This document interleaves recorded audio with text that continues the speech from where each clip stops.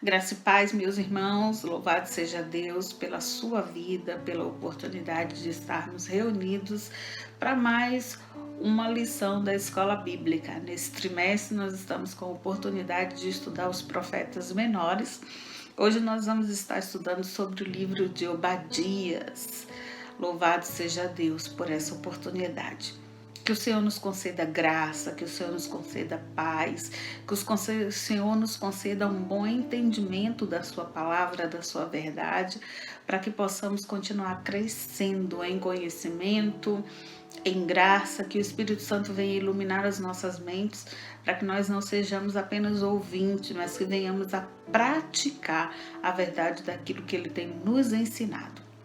Louvado seja Deus. Então, Obadias. O livro de Obadias é o menor livro do Antigo Testamento. Esse livro tem apenas 21 versículos, apenas um capítulo. Então, ele é o menor de todos. Dos profetas menores, o profeta Obadias é o menor. Mas não é porque a sua porção literária seja tão pequena que ela seja pouco relevante, muito pelo contrário.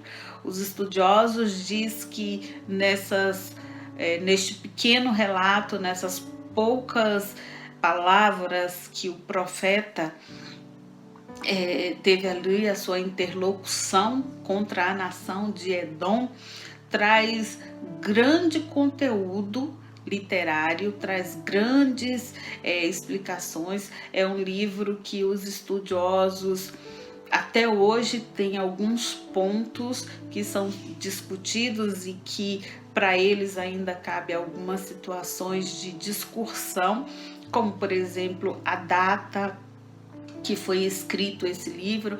Alguns dizem que é do ano 800, outros dizem que já é do ano 500, mas a versão mais provável é que ela seja do ano 500, porque corrobora ali com a tomada de Jerusalém pelos babilônicos. Quem foi Obadias? Obadias, a gente não sabe muito bem dele, quem são seus pais, sua família, esposa, filhos, realmente não se tem esse contexto da sua vida pessoal, tá? Então, realmente, não se traz informações sobre essa particularidade do profeta Obadias. O profeta Obadias profetizou contra quem? Profetizou contra a nação de Edom. Quem é a nação de Edom? Por que Deus se inflamou de tal maneira contra essa nação? Nós temos conhecido do conteúdo bíblico, da narrativa bíblica, que o Senhor se levanta com grande fúria contra muitas nações, mas a nação de Edom, o Senhor tem um particular com ela, e a gente vai ver a respeito disso no versículo chave deste pequeno livro, que é o versículo 18, que vai dizer assim, na profecia de Obadias: e a casa de Jacó será fogo, e a casa de José chama, e a casa de Esaú palha, e se acenderão contra eles e os consumirão, e ninguém mais restará da casa de Esaú, porque o Senhor o disse. Louvado seja Deus. Então, por que Deus se levanta com tanta fúria contra essa nação de Edom? Aí a gente tem que voltar lá no livro de Gênesis, lá na história de Isaac e Rebeca, quando a gente vai ver que este homem orou 20 anos por sua esposa, porque ela era estéril. Quando Rebeca é engravida, ela traz no seu ventre 2 meninos, Isaac e Jacó.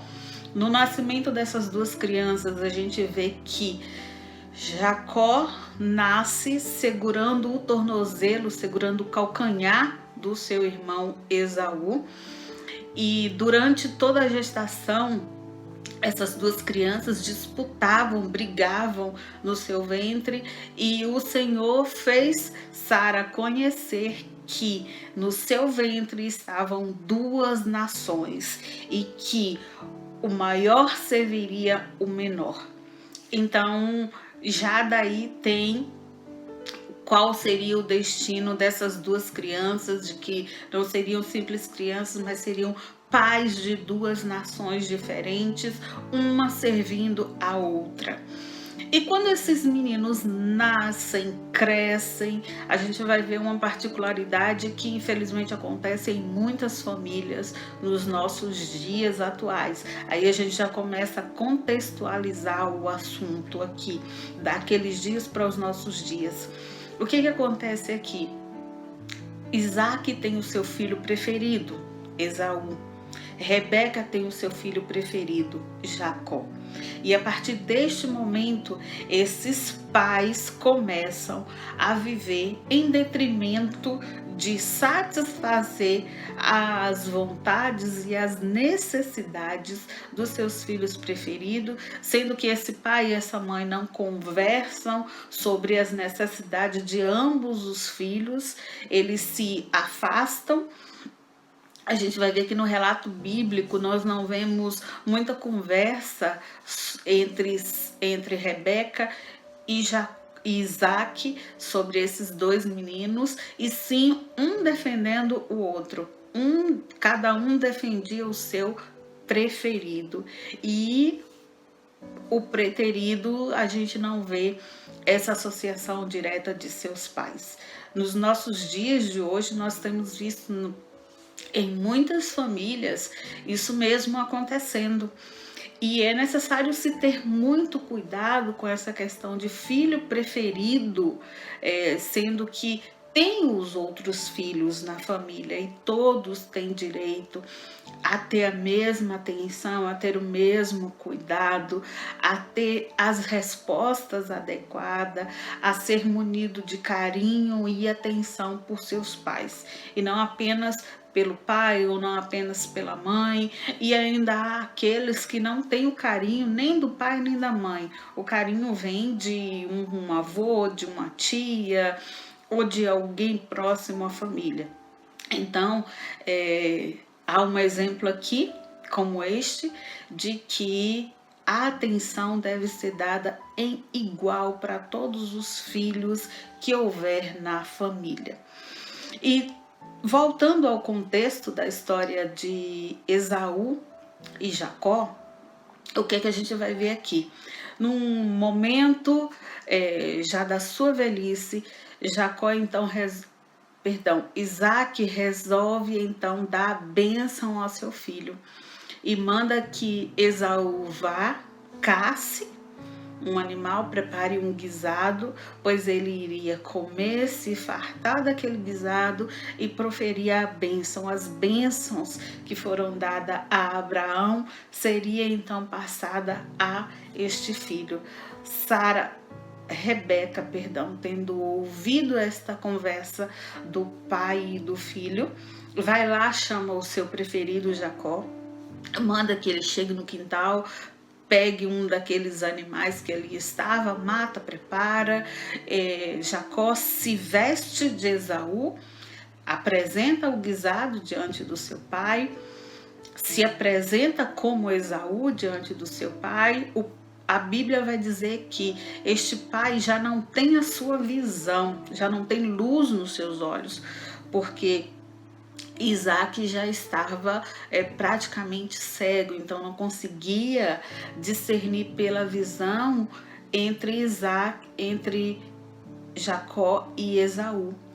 Então ele diz: a voz é de Jacó, mas eu sinto pelo sendo de Esaú, porque ele colocou ali sobre a sua pele pelos de cabra, para mostrar que a pelagem era do seu irmão, porque diz a narrativa bíblica que Esaú tinha uma pelagem muito grossa nos seus braços, os seus pelos eram muito grossos. E ali ele faz-se passar por seu irmão, Rebeca resolve dar uma ajudinha a Deus, uma vez que ela conhece a profecia de que o maior serviria ao menor. E Isaac, sabendo também disso, resolve fazer do contrário daquilo que Deus já havia dito. Resolve dar a bênção para o filho que não iria receber, dar a bênção para o filho que seria o servo. Então nós vemos aqui esses dois pais totalmente afastados um do outro, querendo beneficiar cada um o seu filho preferido e agindo contra a vontade de Deus. Quando Isaac come, se farta daquele alimento, profere a bênção a Jacó, pensando ele que era Esaú. Esaú chega então e oferece aquele prato ao seu pai. E ele diz, mas eu já comi, mas eu já proferi a bênção. Quem és tu? E ele diz, eu sou teu filho, Esaú.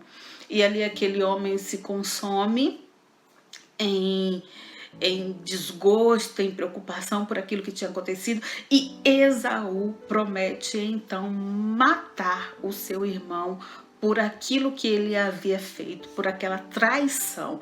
E ele diz que logo findará os dias do meu pai e eu te matarei, Jacó. Então a mãe, sabendo dessa promessa que o filho havia feito de matar o seu irmão, manda que ele saia dali e vá viver com o seu tio afastado. E ele vai, e a mãe diz, será por poucos dias, não será por muitos dias que você irá. Mas esses poucos dias se passaram 20 anos. Jacó não viu a morte do seu pai, Jacó não viu a morte da sua mãe. Viveu afastado por causa dessa disputa. E partindo deste momento aí, é onde surge a inimizade entre Esaú e Jacó. Quando Jacó resolve voltar para a sua terra, ele vem com o coração cheio de pesar, cheio de medo. O meu irmão me jurou de morte, como será a minha vida, a minha família, minhas esposas, os meus filhos, o que irá acontecer, qual será a reação do meu irmão. Ele manda os seus servos à frente com presentes para Esaú. E ali é sabido que Esaú não aceita os presentes que foram oferecidos por Jacó. E os seus servos diz que ele está vindo ao seu encontro. Jacó se atemoriza, manda metade da comitiva ir à frente, deixa a outra metade para trás, acompanhando ele. E nesse momento, na noite, ele tem um encontro com Deus, luta com Deus, prevalece nessa luta que ele teve ali. E quando no dia seguinte ele tem um encontro com seu irmão, temeroso por sua vida e por sua família, o seu irmão lhe abraça. O seu irmão a face de Jacó é favorável ao seu irmão Esaú. E aquela inimizade que havia acontecido há mais de 20 anos, então se finda naquele momento. Eles dois ali se abraçam, fazem as pazes, se reconhecem como irmãos, mas já Esaú vai dizer, vem comigo, vamos juntos, vamos por este caminho.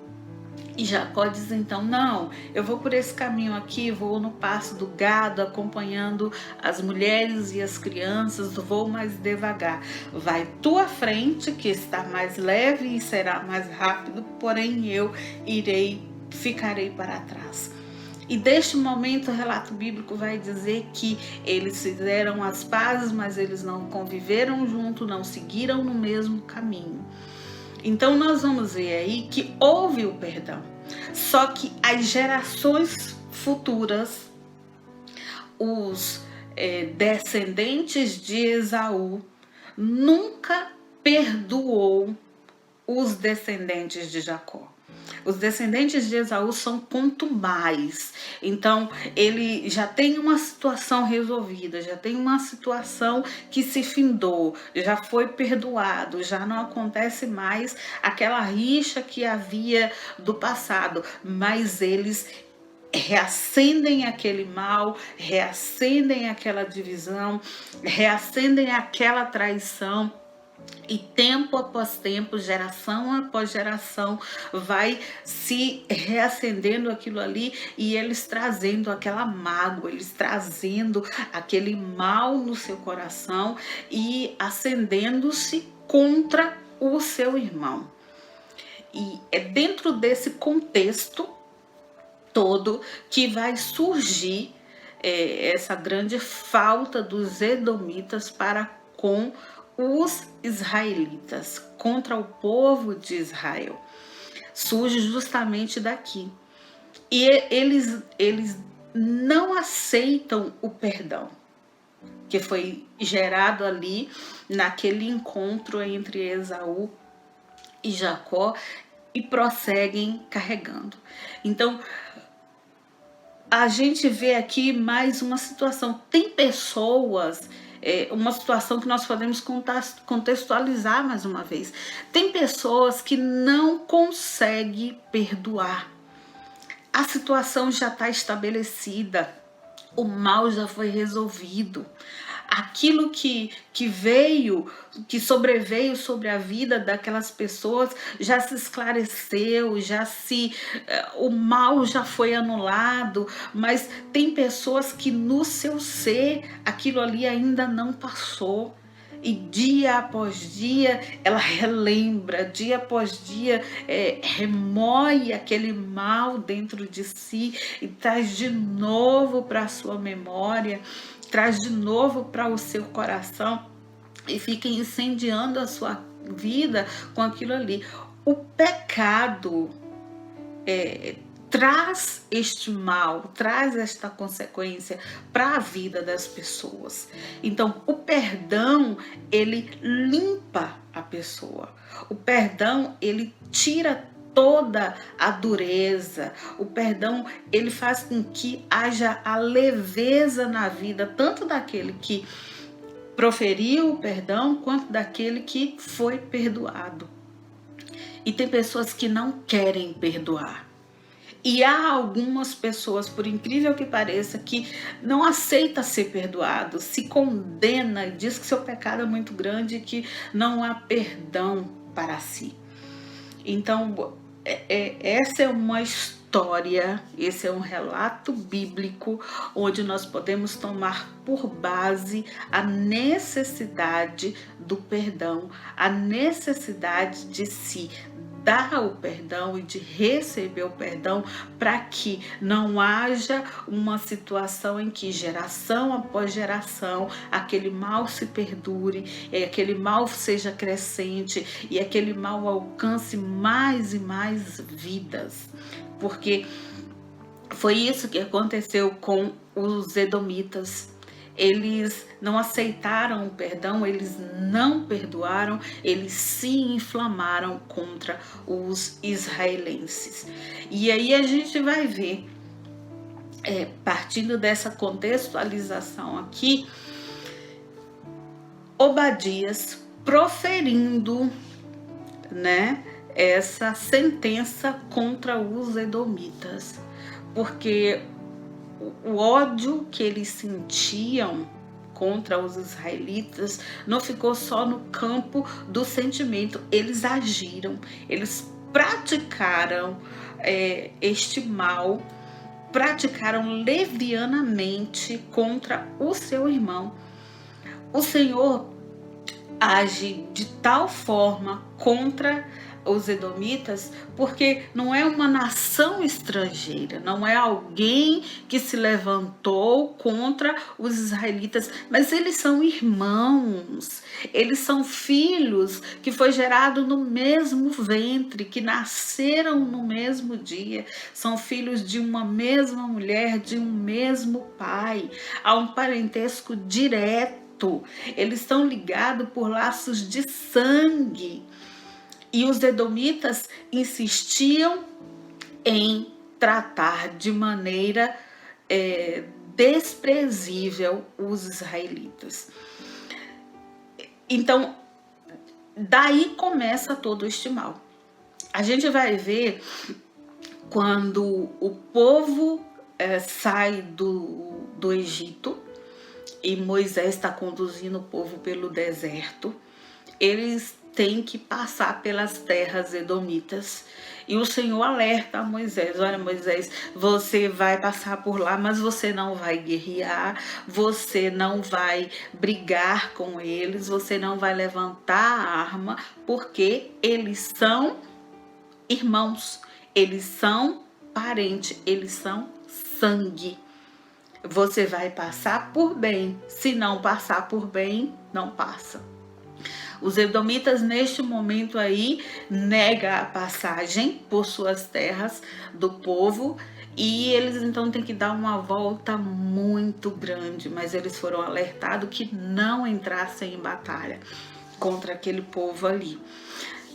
Seguindo a história, nós vamos ver que nos reinados de Saul e Davi, eles então intentam guerra contra os edomitas, vencem essa guerra, faz o povo de Edom então cativo do povo da nação dos hebreus. Até aquela época era conhecida assim, né?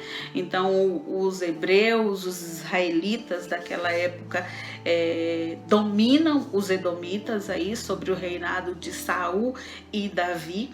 Mas quando depois da morte de Salomão, a divisão das tribos, a gente vai ver que num período sobre o reinado de Jeorão, os edomitas vão dominar Israel. A nação de Israel de então, ela vai ser dominada pelos edomitas ali durante um tempo no reinado de Jorão, até que a nação se restabelece, cresce e conquista novamente a sua independência. Mas os intentos dos edomitas contra os israelitas não param por aí. Eles sempre fazendo aliança com nações que eram inimigas dos israelitas para verem essa nação destruída, para ver essa nação vassala, para ver essa nação no chão, porque eles tinham os israelitas como inimigo, não havia perdão para eles, de Edom para com os israelitas.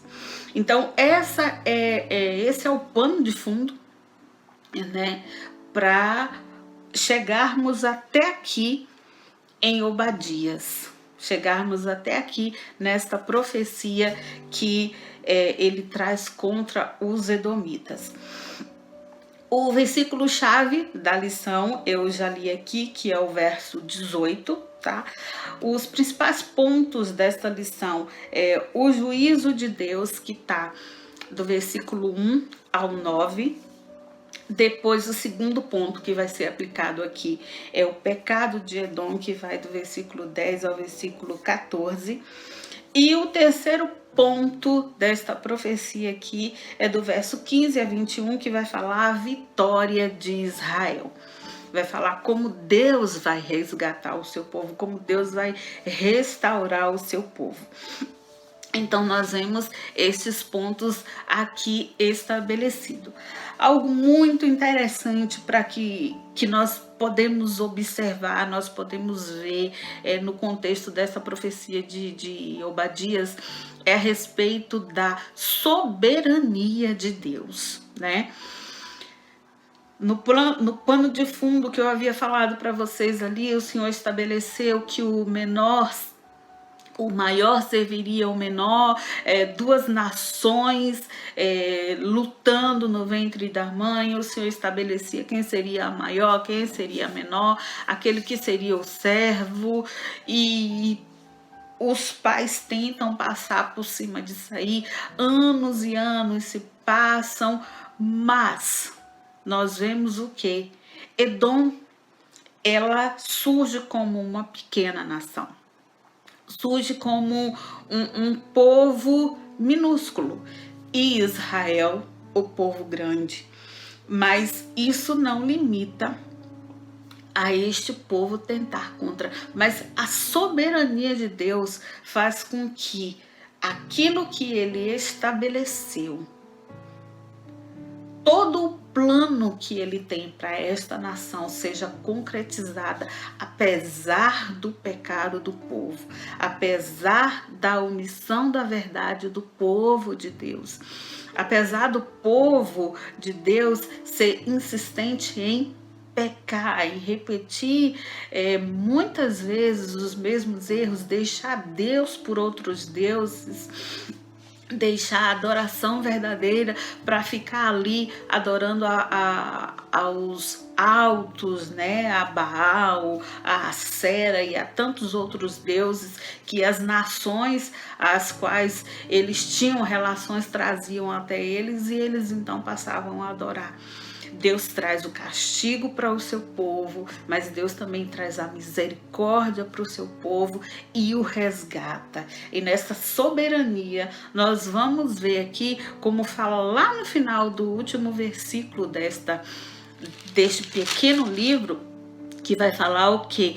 E o reino será do Senhor. Isso aqui está trazendo a informação de que o quê? Aquela pequena nação, aquele pequeno reino, aquele pequeno território dos edomitas será então nação conquistada para que o povo de Israel reine sobre ela. Isso aqui já é algo escatológico, que está falando o quê? Que os reinos deste mundo possam se levantar contra o reino de Deus, mas o reinado do Senhor, ele é maior e todos os reinos deste mundo sucumbirão, mas o reino do Senhor será estabelecido sobre todos os outros reinos. Louvado seja Deus. Então nós vamos ver essa característica intrínseca aqui também nesse relato do livro de Obadias. Nós vamos ver alguns tópicos aí que são tópicos bem chave para o estudo deste livro, para o estudo desta lição, que vai falar o quê? Deus se levanta em favor do povo dele contra os seus inimigos. Haverá juízo para aqueles que se colocarem contra o povo de Deus, e a palavra de Deus é verdadeira e será cumprida. Então nós vemos aqui esses pontos. Diante da lição, o ponto principal da lição aqui o versículo 1 vai dizer assim: visão de Obadias, assim diz o Senhor Jeová a respeito de Edom. Temos ouvido a pregação do Senhor, e foi enviado às nações um embaixador dizendo: levantai-vos e levantemo-nos contra ela para a guerra. Então aqui o Senhor está conclamando o povo, conclamando as nações para ir guerrear contra ela. Contra ela quem? Contra a nação de Edom. Então, mais à frente nós vamos dizer que eis que te fiz pequeno entre as nações, tu és muito desprezado. Então, aquilo que eu estava falando a respeito dos reinos deste mundo, que o pequeno queria sobrepujar o maior. Então, Deus fez a nação de Edom uma nação pequena. Só que apesar de ser uma nação pequena, Edom, ela tinha características que a tornava inexpugnável, ou seja, uma nação que não podia ser conquistada tão facilmente. Muitos irmãos já ouviram falar da cidade de Pedra, né? Petra, que está lá na Jordânia, e Edom, aquela cidade de Petra, era justamente a cidade de Edom. Então, quando nós vamos ver aqui, o Senhor falando aqui: a soberba do teu coração te enganou, como que habita nas fendas das rochas, na sua alta montanha, que diz no seu coração: quem me derribará em terra? Por que o Senhor está falando isso aqui? Porque a nação de Edom, ela habitava as grandes montanhas ali daquela região de Petra. Então, o que acontece? Eles ficavam as suas casas, as suas moradas eram incrustadas nas montanhas, nas cavernas que ali estavam. Então, eles estavam no alto. O lugar é um lugar cheio de vales, despenhadeiros, e por aqueles lugares ali haviam fendas nas montanhas, nas rochas, que era por onde as pessoas passavam ali, cânions muito estreitos, e era uma das rotas principais de comércio, que havia ali a facilitação de chegada a tantos outros reinos. Então, o lugar mais fácil de se passar, o lugar mais próximo, o lugar mais seguro, era atravessando o território de Edom. Então, por isso, eles se achavam inexpugnáveis, fortes. Eles estavam no alto das montanhas, podia avistar os seus inimigos de longe. Então, eles tinham, em termos de guerra, eles tinham uma vantagem muito grande. Vai se dizer também que Edom, apesar de ser uma nação muito pequena, mas ela era uma nação onde os seus sábios eram um dos melhores, os mais conhecidos, os mais respeitáveis que existia naquela região. Pensadores, filósofos, estudiosos, astrólogos, né, que se guiavam nessa época, era principal por causa das estrelas, movimentos e tudo mais. Então, se encontravam os melhores aonde? Nas terras de Edom.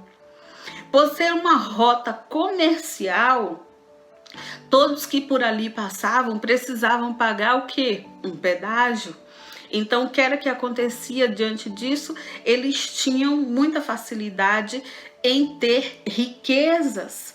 Outro ponto principal para eles era uma principal fonte de informação. Por quê? Por ser uma rota comercial, por várias nações passarem por seus territórios, eles então sabiam notícia de todos os cantos do mundo de então, primeiro que as outras nações. Então, eles tinham a informação a seu favor, a base de conhecimento a seu favor.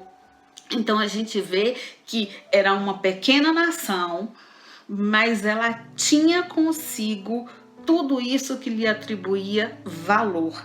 Então, nós vamos ver aqui esse trecho que eu acabei de ler, vai falar o quê? Habita nas fendas das rochas, nas altas moradas, diz no seu coração, quem me derribará? Então, o seu local de habitação era estratégico, todo o seu local, a sua posição geográfica lhe dava benefícios, e com isso aí, o que acontece? Ele se achava inexpugnável. Ninguém pode me destruir, ninguém pode me alcançar. Ele vai falar aqui assim, ó, na profecia, se te elevares como a águia e puseres o teu ninho entre as estrelas, dali te derribarei, diz o Senhor. Essa questão aqui que ele está falando, ninho das águias sobre as estrelas, os historiadores vão dizer o seguinte, que à noite, quando se olhava para a cidade de Edom, se parecia o céu estrelado, porque tudo escuro, via-se apenas o quê? O brilho das luzes nas cavernas ali. Então, na escuridão, parecia um céu estrelado. Então, ela nas alturas, ela vai fazer o quê? O que a águia faz? Ela voa acima, e dali daquela altura que ela está, ela consegue avistar melhor a sua presa, e diante daquela visão que ela tem da sua presa, não tem escapatória para sua presa.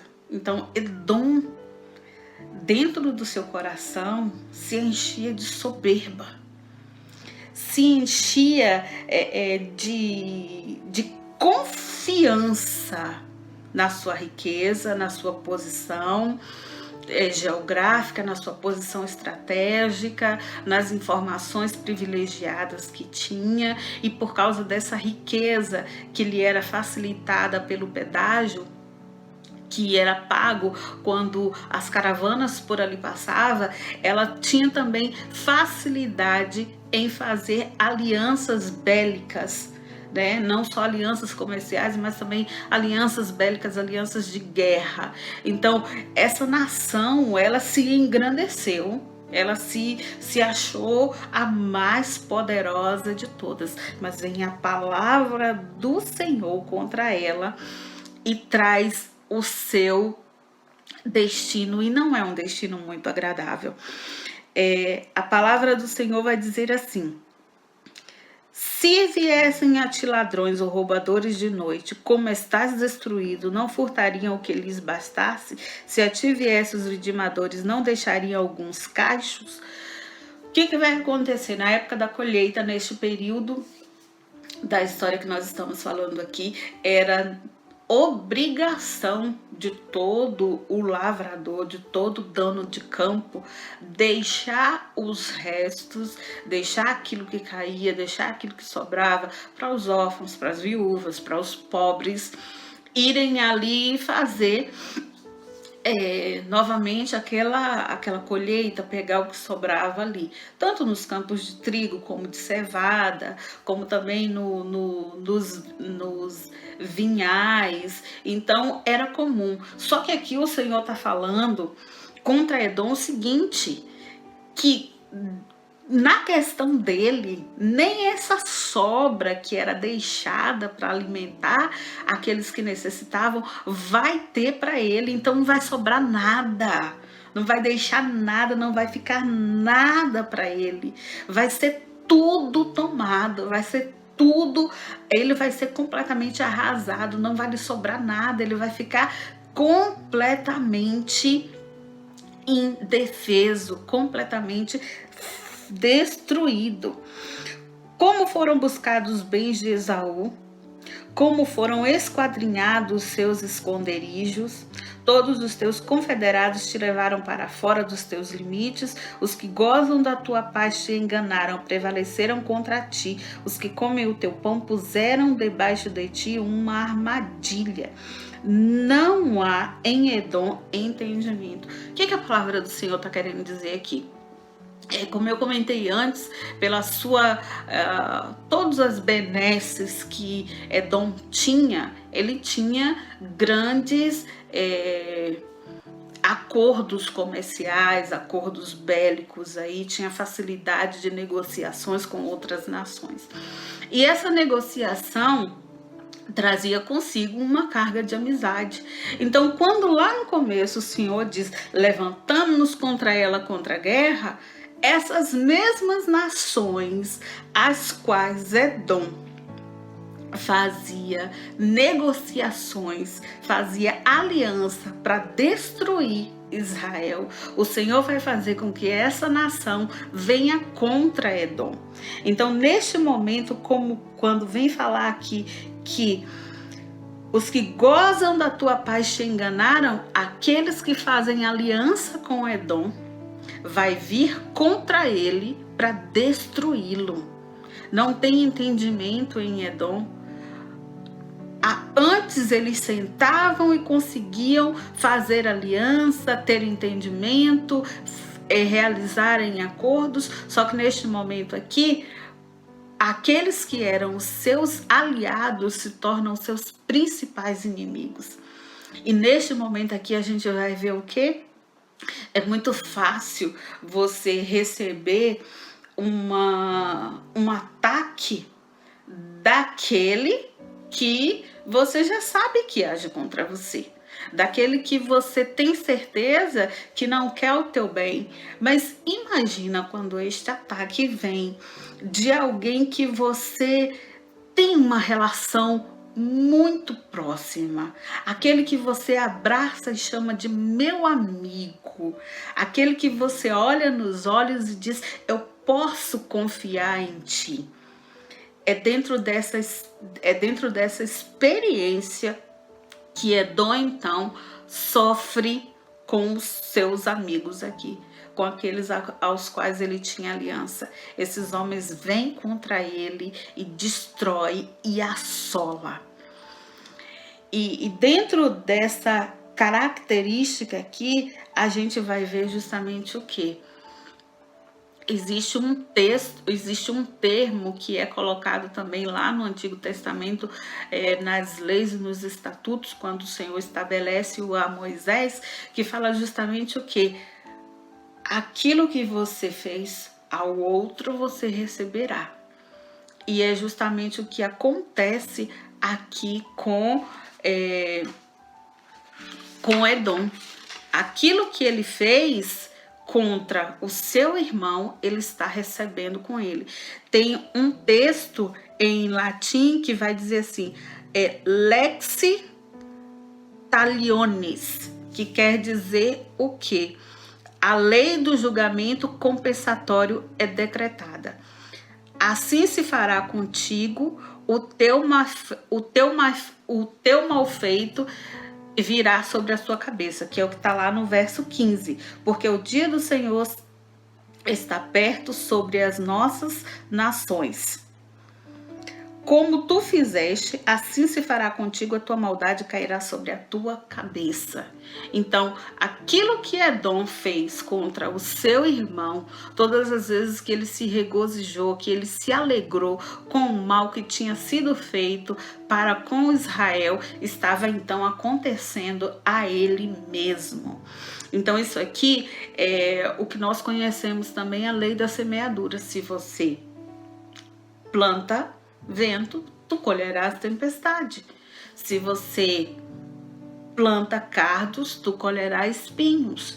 Então, é a lei da compensação. É aquilo que você faz ao outro, saiba que um dia você receberá em troca. Então, dá o bem para o bem, para que no futuro você receba bem novamente também. E hoje a gente pode trazer para os nossos dias, nós temos visto aí, principalmente nesse período de pandemia, muitas pessoas que têm se condoído, que têm realmente ajudado o próximo, que têm se preocupado com a necessidade do outro, têm se mostrado muito a compaixão do homem nesses dias de dificuldade. Mas em compensação a isso, nós também temos visto pessoas que têm se aproveitado desse período de miséria que a população mundial tem passado em detrimento de benefício próprio.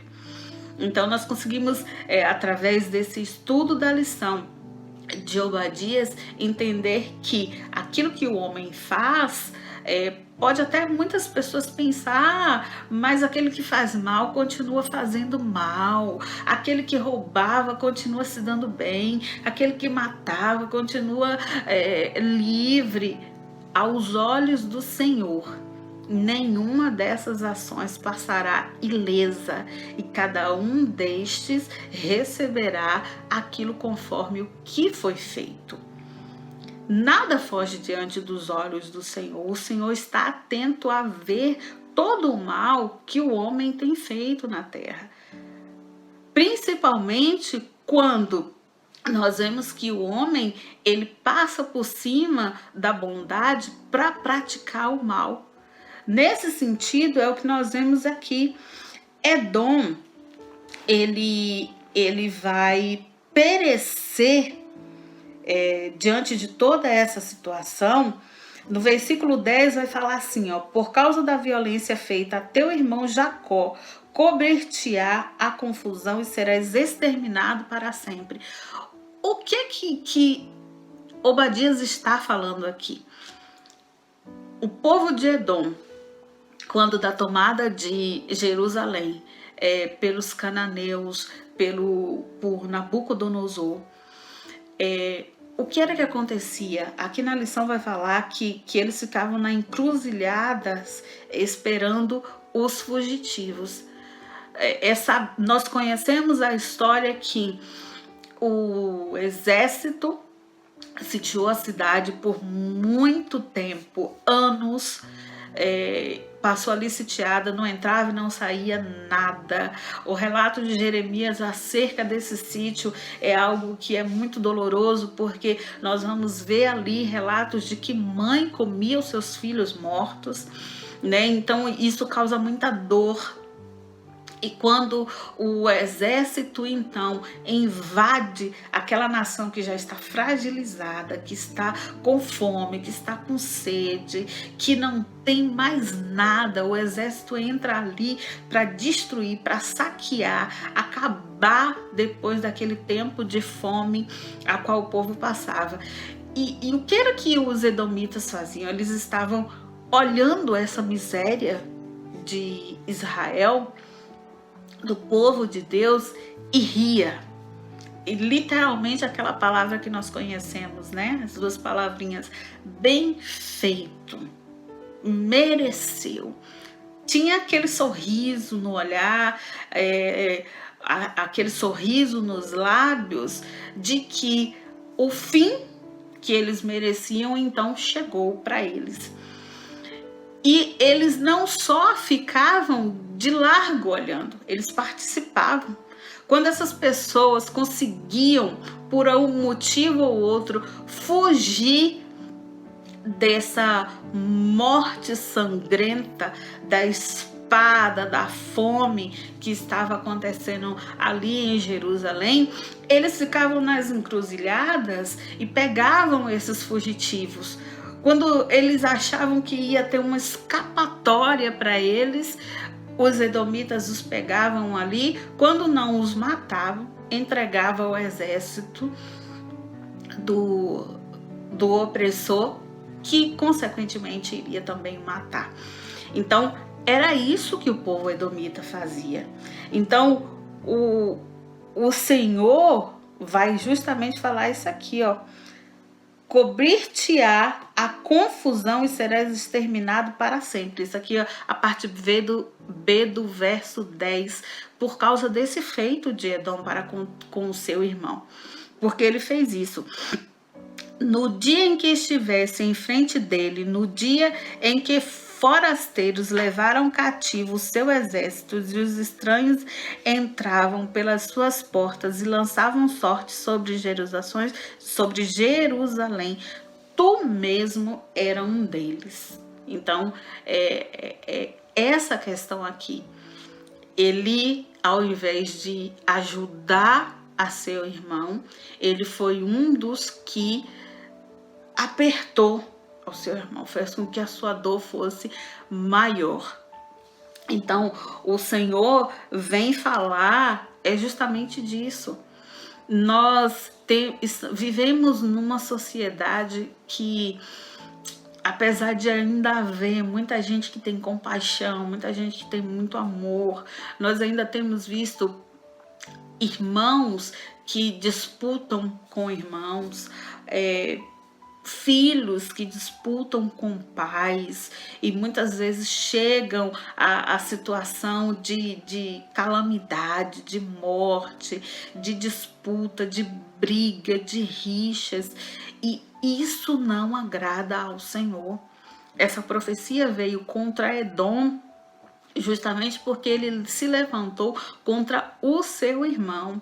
Então, que o Senhor possa trazer luz e entendimento aos nossos corações e à nossa mente, que por mais complicado e por maior que tenha sido feito, tenha sido o pecado, por mais que tenha sido feito algo que trouxe grande dor ao seu coração, que haja o perdão e não haja a luta, não haja a discórdia, não haja a separação, não haja momentos em que você se regozija com a dor e com a dificuldade do próximo.